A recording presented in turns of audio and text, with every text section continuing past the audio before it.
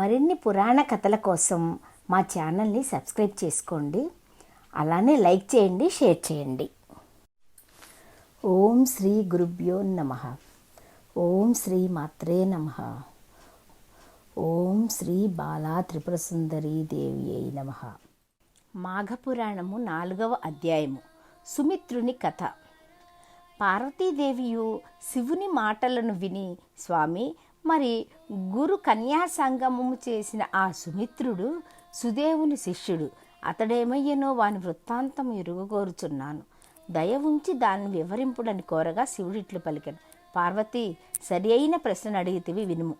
సుదేవుని శిష్యుడును తాను చేసిన గురుపుత్రికా సంగమమునకు పశ్చాత్తాపపడెను. చనిపోదునని గురుపుత్రిక బెదిరించుటచే భయపడి ఆమెతో వ్యభిచరించితిని అని అతడు బాధపడుచుండెను. చివరకు తనలోని బాధను భరింపలేక గురువు వద్దకు వచ్చి నమస్కరించి ఇట్లు పలికాడు.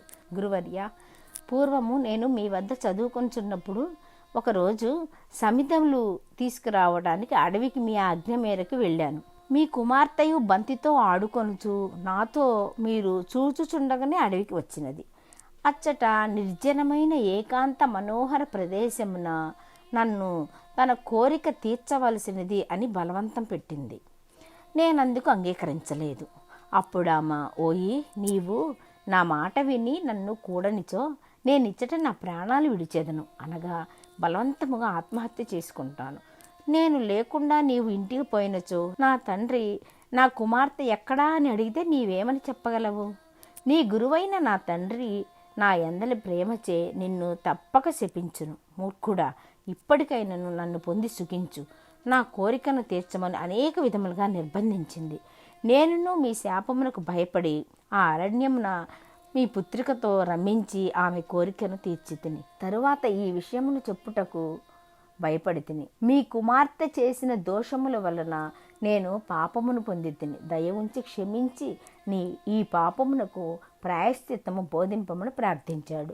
సుమిత్రుని మాటలు విని సుదేవుడు కొంతసేపు విచారించి ఇట్లు పలికాడు. ఓయి, నీవు ఇతరుల ఒత్తిడికి లోనై చేసిన పాపమునకు ప్రాయశ్చిత్తం అడుగుచున్నావు, విను. అన్ని నదులలో మిక్కిలి ఉత్తమమైనది అయిన గంగా తీరమునకు పోయి 12 సంవత్సరాల పాటు తపం ఆచరించు, అదే నీకు తగిన ప్రాయశ్చిత్తము అన్నాడు గురువుగారు. శిష్యుడైన సుమిత్రుడును గురువు చెప్పిన ఉపదేశమును పాటించి గంగా తీరమునకు ప్రయాణమయ్యాడు. అతడు తన ప్రయాణంలో ఒక చోట ఒక దివ్యమైన ఆశ్రమాన్ని చూచాడు. ప్రయాణము చేయవలసిన అతడు అచ్చట విశ్రమింపదలచాడు. అచ్చటి వారందరూను శిష్యులు, మిత్రులు, కుటుంబ సభ్యులు మున్నగు వారందరూ కలిసి మాఘ స్నానము చేసి శ్రీహరిని పూజించి మాఘపురాణం వింటున్నారు. సుమిత్రుడును వారికి నమస్కరించి, మీరు చేయు వ్రతం ఎట్టిది? దయ ఉంచి వివరించండి. ఈ వ్రతమునకు ఫలమేంటి? దీన్ని చేసినచో ఏ లోకము కలుగుతుంది? మీరు పూజించినది ఏ దైవమును దయ ఉంచి చెప్పండి అని అడిగాడు. వీని ప్రార్థనను విని తమలో ఒకడైన సత్యవ్రతుడు అను వానిని సుమిత్రుడు అడిగిన విషయమును వివరింపని నియమించారు.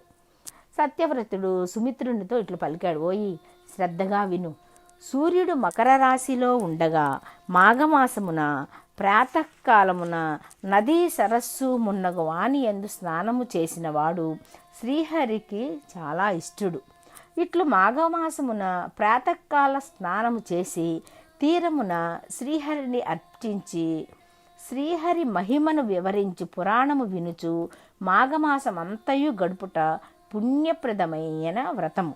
అబద్ధపు సాక్ష్యములు చెప్పినవాడు, దురాచారుడు, స్త్రీ సాంగత్య లోలుడు, మాఘమాస స్నానము మానినవాడు బ్రహ్మహత్య చేసిన వానితో సమానములు.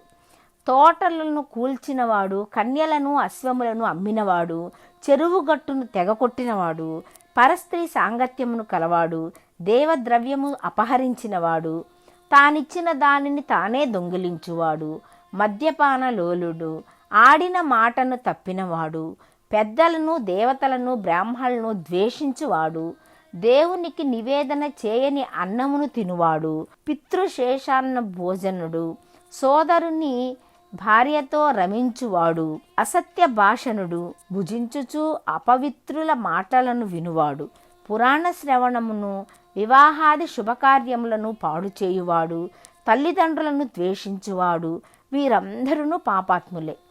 మేము చేయుచున్న ఈ మాఘమాస వ్రతమును పాటించినచో ఈ పాపుల బుద్ధులు మారి పరిశుద్ధులై పుణ్యములను పొందుదురు. మాఘస్నానము చేసి తీరమున తులసీ దళములతో మాధవును అర్పించిన వాని పుణ్యము అమితము. వ్రతాంతమున చేయు అన్నదానము శుభఫలప్రదము. ఈ వ్రతము ఆచరించిన వానికి పునర్జన్మ ఉండదు అని సత్యవ్రతుడు మాఘస్నాన వ్రత ఫలమును అనేక విధములుగా వివరించాడు. సుమిత్రుడును వారికి తాను చేసిన పాపమును, గురువు చెప్పిన ప్రాయశ్చిత్తమును వానికి వివరించాడు. అప్పుడు వారు మాఘస్నానమును 3 దినములు చేసిన సర్వ పాపములు నశించిపోవును. కావున ఈ మాసమున ఇంకనూ 3 దినములు మిగిలి ఉంది.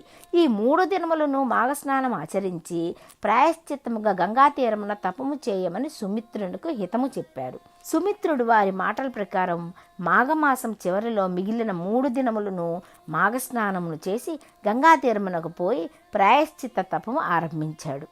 అతడు ఇంద్రియమును అదుపులో ఉంచుకొని శీతోష్ణముల దుస్సహతకు సహించుచు నిశ్చల చిత్తముతో శ్రీహరిని ధ్యానించుచుండెను. మోక్షదాయకుడైన శ్రీహరిని శంఖ చక్ర గదా పద్మ విభూషిత చతుర్బాహునిగను, కౌస్తుభ మాలాలంకృతనిగను, పీతాంబరునిగను, హార కిరీటాది మండితునిగను, లక్ష్మీ సమేతునిగను భావించి ధ్యానించుచు మనసును అతనిపై లగ్నము కావించి తపించుచుండెను. నిశ్చలమైన అతని తపము తీవ్రమై వర్ణింపరాని రీతిలో ఉండెను. ఈ విధముగా 12 సంవత్సరములు గడిచినవి. అయినను మానక అతడు ఇట్లు తపం ఆచరించుచు చక్రపాణియగు శ్రీహరి కృపా విశేషమునంది అనుగ్రహితుడై మాఘమాస్నాన ప్రభావముచే గంగాతీర తపశ్చర్యచే కేవల ప్రాయశ్చిత్తమునే కాక మోక్షమును కూడా పొందాడు. పార్వతి, నీవడిగిన సుదేవ శిష్యుడగు సుమిత్రుని వృత్తాంతమును పూర్తిగా చెప్పి తిని సుమిత్రుని పాప వినాశనము పుణ్యప్రాప్తిని వివరించు ఈ కథ మాఘస్నానము చేసిన వారు శ్రీహరి పూజానంతరము ఒకసారి చదివినను వైకుంఠానికి చేరతారు. వాని పితృదేవతలను తమ పాపములను పోగొట్టుకుని వైకుంఠమును పొందుతారు. ఛందోవిహీనమైన మంత్రము, ఓంకారము లేని తపస్సు, మాఘస్నాన పూజాదులు లేని ధర్మాచరణ వ్యర్థములు సుమా అని శివుడు పార్వతీదేవికి వివరించాడు. ఇది మాఘపురాణములోని 4వ అధ్యాయము సంపూర్ణము.